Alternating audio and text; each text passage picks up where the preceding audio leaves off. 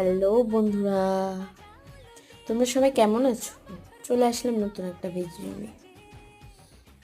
বসে বসে ভাবছি কি করা যায়, তাই ভাবলাম সামনেই তো পুজো, একটা পাঞ্জাবি আর্ট করা যাক।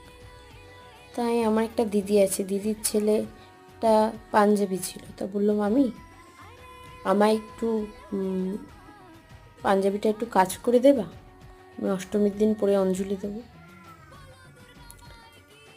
যেই ভাবা সেই কাজ, আমিও কাজ করতে শুরু করে দিলাম।